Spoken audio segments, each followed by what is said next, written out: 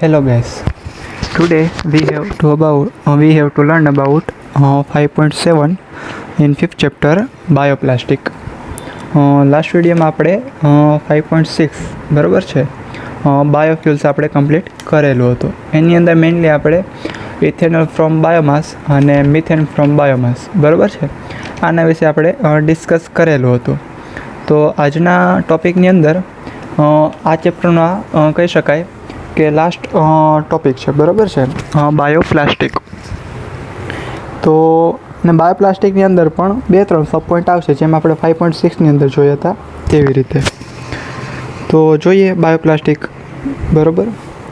તો બાયોપોલિમર્સ obtained from growth of microorganism or from plants which are generally engineered to produce such a polymers and which can be degraded by any living organism is called biodegradable plastic, in short bioplastic. તો અહીંયા તમને એક માર્કમાં generally આપણે term અથવા તો definition પૂછાઈ શકે કે બાયોપ્લાસ્ટિક કહેવાય કોને, અથવા ડેફિનેશન પૂછાય બરાબર. તો કહી શકાય કે એવા માઇક્રો ઓર્ગેનિઝમ થ્રુ અથવા તો માઇક્રો ઓર્ગેનિઝમ મદદથી અથવા તો લિવિંગ ઓર્ગેનિઝમ બરાબર છે એની મદદથી એવું પ્લાસ્ટિક તે જે કેવું હોય છે કે ઓલા પહેલાં ઓર્ગેનિઝમ છે એ આપણે એપ્લાય કરીએ તે ડિગ્રેડ કરી શકે અથવા તેને તોડી શકે બરાબર. બાકી જનરલી તમે પ્લાસ્ટિક જોવા જાઓ તો એમાં માઇક્રો ઓર્ગેનિઝમ છે એને પોતે ડિગ્રેડ કરી શકતા હોતા નથી બરાબર છે. તો એવું પ્લાસ્ટિક અથવા એવું બાયોપ્લાસ્ટિક કે જેમાં લિવિંગ ઓર્ગેનિઝમ મદદથી તે પ્લાસ્ટિક આપણે બાયોડિગ્રેડ કરી શકાય છે. તો એવા પ્લાન્ટ છે બરાબર જે આપણે GMO તમે નામ સાંભળ્યું છે, જેનેટિક મોડિફાઈડ ઓર્ગેનિઝમ બરાબર. તેના અમુક જે પ્લાન્ટ આવે છે તેમાં જનરલી એવા પ્લાન્ટની અંદર મોડિફિકેશન કરીને એવા પ્લાન્ટ ગ્રોથ કરાવવાના કે એમાંથી આપણને શું મળે તો કે પોલિમર્સ મળે ને એ પોલિમરમાંથી આપણે શું બનાવવાનું તો કે પ્લાસ્ટિક બરાબર.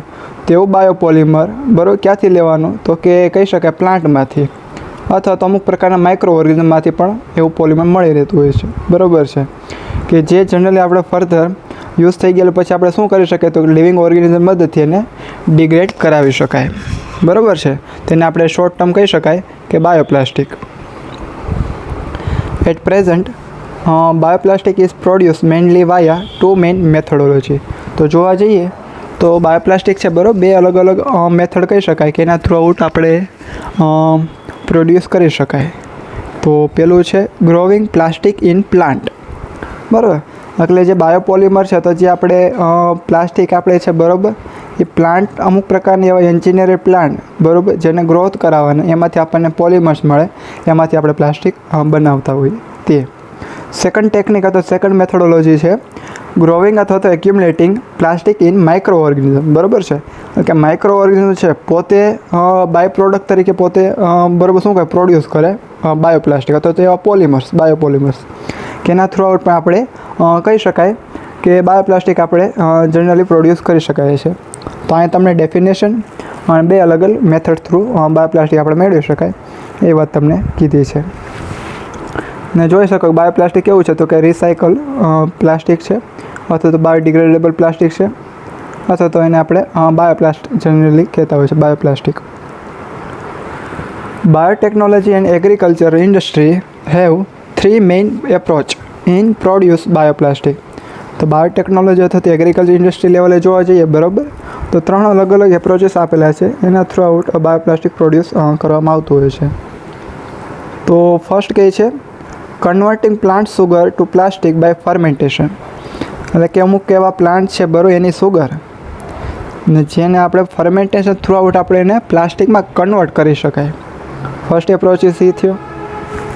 Second producing plastic inside micro organism બરાબર છે એટલે કે કહી શકાય માઇક્રો ઓર્ગેનિઝમ અંદરથી તો માઇક્રો ઓર્ગેનિઝમમાંથી આપણને શું મળે પ્લાસ્ટિક મળે છે. એ સેકન્ડ એપ્રોચીસ થયો. ફર્સ્ટની અંદર કીધું કે ઇન્ડસ્ટ્રી લેવલે જોવા જઈએ તો પ્લાન્ટ સુગર છે એને આપણે કન્વર્ઝેશન કરવાનું તો કન્વર્ટિંગ કરવાનું ફર્મેન્ટેશન થ્રુઆઉટ પ્લાસ્ટિક મેળવે. સેકન્ડ કીધું માઇક્રો ઓર્ગેનિઝમમાંથી આપણને અથવા માઇક્રો ઓર્ગેનિઝમ દ્વારા અથવા માઇક્રો ઓર્ગેનિઝમ પોતે પ્રોડ્યુસ કરતા હોય બરાબર પ્લાસ્ટિક તે સેકન્ડ એપ્રોચ. અને થર્ડ એન્ડ લાસ્ટ એપ્રોચ છે growing plastic in corn and other crops બરાબર છે. તો અહીંયા તમને કોર્ન અને કોર્ન બરાબર એટલે કે અમુક એવા આપણે કહી શકાય કે પ્લાન્ટ કે જેની પાસે શું હોય તો કે કન્ટેનિંગ પોલિમર, અથવા તો કહી શકાય કે એની પાસે પોલિમર આવેલું હશે, બાયોપોલિમર, એમાંથી આપણે પ્લાસ્ટિક બનાવી શકાય, જેને આપણે કહી શકાય કે બાયોપોલિમર અથવા તો બાયોપ્લાસ્ટિક એમાંથી બનતું હોય છે. જે જનરલી આ 3 main approaches through out crop, means કે તમને ખ્યાલ હશે બરાબર, આપણે જે ઓલું પાક કહેવાય અથવા તો જે આપણે એગ્રીકલ્ચર લેવલે આપણે છોડ વાવીએ એવા છોડ વાવવાના, એમાંથી આપણને બાયોપોલિમર મળી રહે. તો plant base plastic are also cold green plastic, બરાબર. તો આ એક તમારો નવો વર્ડ એવો છે કે પ્લાન્ટ બેઝ જે પ્લાસ્ટિક આપણે મળે છે એને આપણે ઘણીવાર ગ્રીન પ્લાસ્ટિક પણ કહી શકાય છે. It is green in 2 way, બરાબર. 2 અલગ અલગ વેની અંદર જનરલી જોવા મળતો હોય છે ગ્રીન.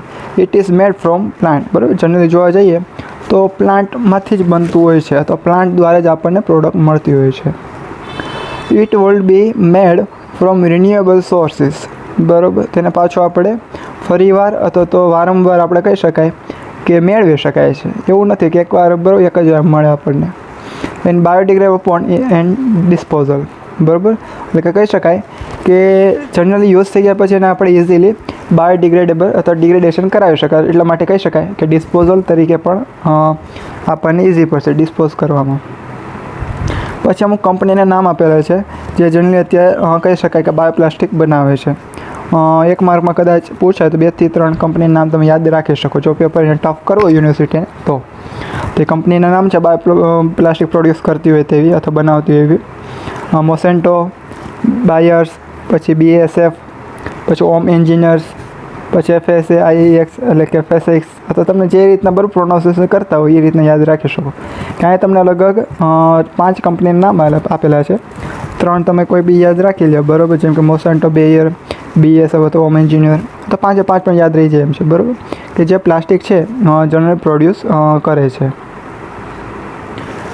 તો જોઈએ એની અંદર પ્રોડક્શન ઓફ બાયોડિગ્રેડેબલ પ્લાસ્ટિક, એની અંદર પહેલું જોઈએ PHS, બરાબર. અલગથી પણ પૂછાઈ શકે 2 માર્કમાં તો 3 માર્ક. PHS, તો PHS શું છે તો કે પોલીહાઇડ્રોક્સી આલ્કનોટ્સ એનું ફૂલ ફોર્મ છે, બરાબર. પોલીહાઇડ્રોક્સી આલ્કેનોટ્સ કેવું છે તો કે it is naturally occurring biodegradable plastic, બરાબર. કુદરતી રીતે જોવા જઈએ તો સરળતાથી વિઘટિત થઈ શકે એવું અથવા બાયોડિગ્રેડ થઈ શકે એવું પ્લાસ્ટિક છે. PHS are polyester of various hydroxy alkanoates that are synthesized and intracellular accumulate by numerous microorganisms as energy reserve material. તો અહીં તમને કીધું છે કે PHS છે, બરાબર, કે પોલીહાઇડ્રોક્સી આલ્કેનોટ્સ, એ પોલિસ્ટર કહી શકાય, બરાબર. એની સાથે અલગ અલગ પ્રકારના હાઇડ્રોક્સિલ આલ્કનોટ છે થ્રુ સિન્થેસાઇઝ થતું હોય છે, બરાબર. તો તમે ફિગરમાં પણ જોઈ શકો કે C4, C5, બરાબર, જે કાર્બન નંબરને હશે એના પ્રમાણે નામ આપવામાં આવતા છે પોલિમરના. તો મિથાઇલ ગ્રુપ હોય તો પોલી3 હાઇડ્રોક્સી બ્યુટ્રાઇટ આપણે કહી શકાય. પછી ઇથાઇલ ગ્રુપ હોય, બરાબર, તો પોલી3 હાઇડ્રોક્સી વેલરેટ, પછી હેક્ઝોનેટ. એવી રીતના તમે જોઈ શકો કે કયા ગ્રુપ સાથે કેટલા કાર્બન હોય તો કયા પ્રકારનું નામ આપવામાં આવેલું હોય છે. Polyhydroxy alkanoates or PHS are linear polyester produced in naturally by bacterial fermentation of sugar or lipid. તો સુગર અને લિપિડમાંથી જે ફર્મેન્ટેશન કરવામાં બેક્ટેરિયાની મદદથી, બરાબર, તો લિનિયર ફોર્મની અંદર આપણને જનરલી પોલિસ્ટર ફોર્મમાં PHS મળે છે. એમાં તમને અલગ અલગ નામ પણ આપેલા છે જે તમે ફિગરમાં જોઈ શકો. જનરલી જોવા જઈએ તો મેઇન 3 કાર્બન હશે, બરાબર, અને પોલી3 હાઇડ્રોક્સી આલ્કનોટ કહી શકાય. પછી એની સાથે જેટલા નંબર કાર્બન, બરાબર, તમને ત્યાં સ્ટાર કરીને બતાવ્યું છે, બરાબર. ગુજરાતીમાં કહીએ તો ફોદડી કરીને બતાવે છે. જ્યાં જેટલા કાર્બન નંબર હશે એ પ્રમાણે PHSનું પોલિમરનું નામ આપવામાં આવતું હોય છે. જેમ કે હેક્ઝોનેટ, પોલી3 હાઇડ્રોક્સી હેપ્ટેનોઇટ, પછી ઓક્ટેનોટ, નોઇટ, બરાબર. પછી 10 હોય તો ડેકેનોઇટ. આગળ બધું સેમ હશે: પોલી3 હાઇડ્રોક્સી, અંડરકેનોટ, અંડિકોનોટ, બરાબર, ડોડેકેનોટ, એવી રીતના ટ્રાઇડેકેનોટ, ટેટ્રા, પછી એના પેન્ટા, હેક્ઝા, ડેકોનોટ, બરાબર. 10 ઉપર જાય એવી રીતના, જે તમને ખ્યાલ જ છે, કેમેસ્ટ્રીમાં તમે જોતા જોઈશો. PHSની વધારે ડિટેલમાં વાત કરીએ તો they are produced by bacteria and store carbon and energy. તો જનરલી જોવા જઈએ તો કોણ પ્રોડ્યુસ કરે તો કે એની અંદર એક તો બેક્ટેરિયાની મદદથી, બરાબર, કાર્બન અને એનર્જી એમાં એને મળતી હોય એવા એને, તો બેક્ટેરિયા ત્યાંથી જનરલી પ્રોડ્યુસ કરી શકે.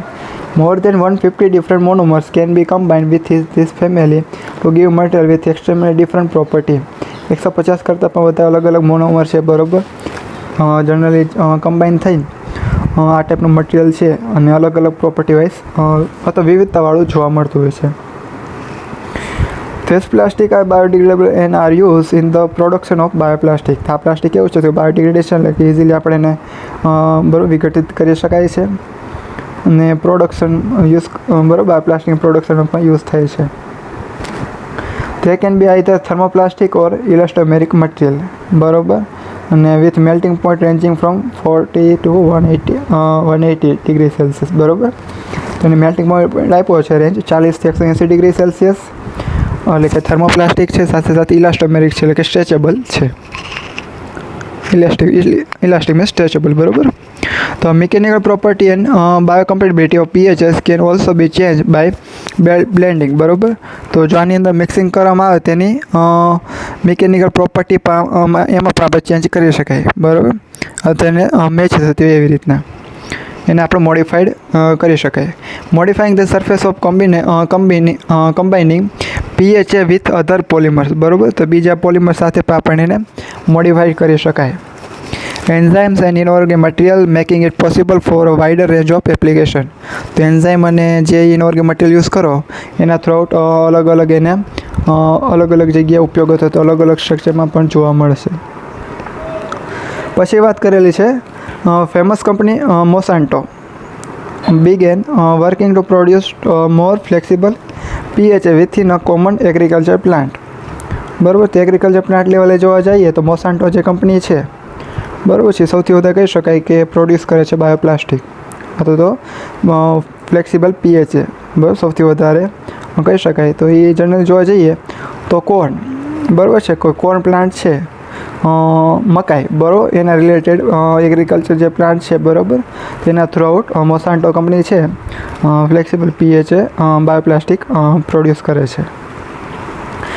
Growing PHA in corn would enable both grain and plastic to be harvested from the same field. તો કહી શકાય કે PHA તો આપણને મળશે, સાથે સાથે આપણને ગ્રેન મીન્સ કે સીડ પણ મળશે એની સાથે, બરાબર, એક જ ફિલ્ડ ઉપરથી.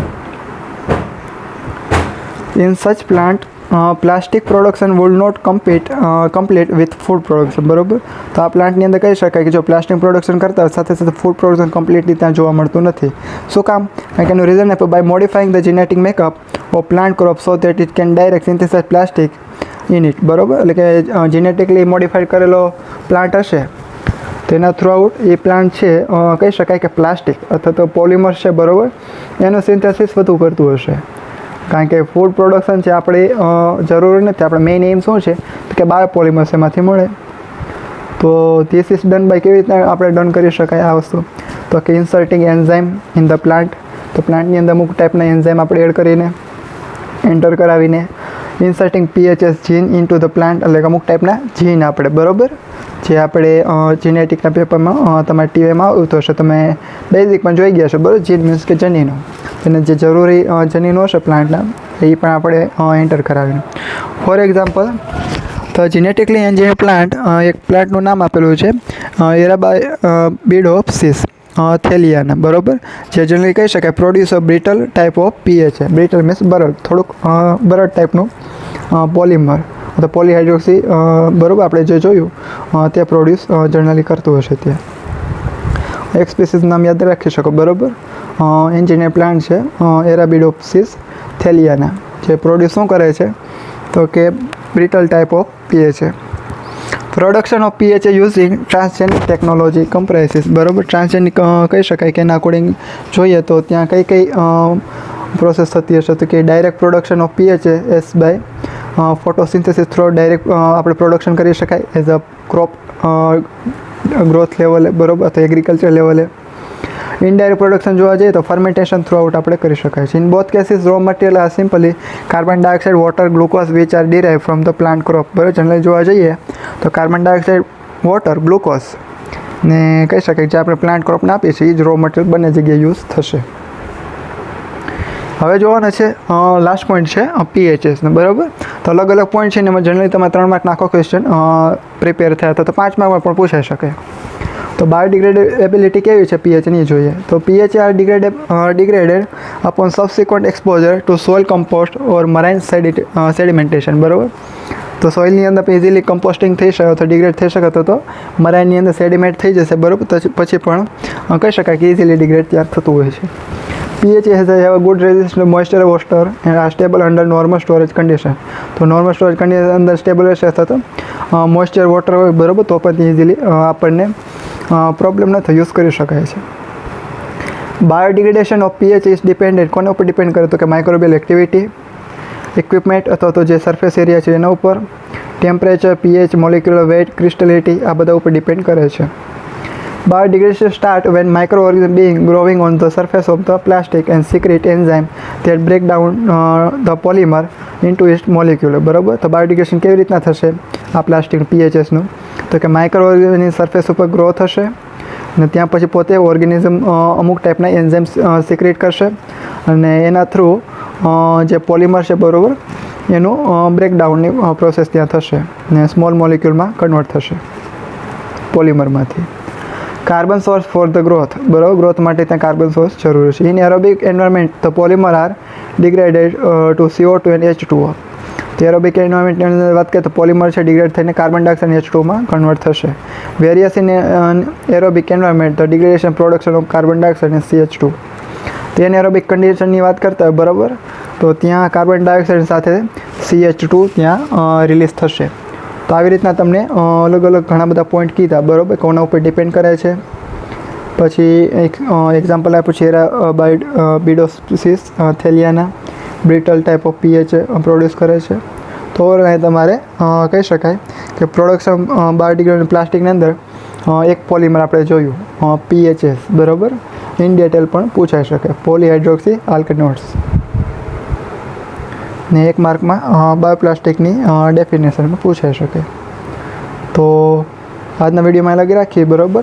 અને તમારે હજી એક આની અંદર 5.7 બરાબર બાયોપ્લાસ્ટિકની અંદર એક સેકન્ડ પોઈન્ટ આવે છે એનું નામ છે PLA. બરાબર. પોલીલેક્ટિટાઇડ. બરાબર. અથવા તો પોલીલેક્ટિક એસિડ પણ આપણે એને કહેતા હોય છે જનરલી. તો એ તમારે નેક્સ્ટ વિડીયો મૂકશો એટલે પછી આ ચેપ્ટર કમ્પ્લીટ થશે. Thank you.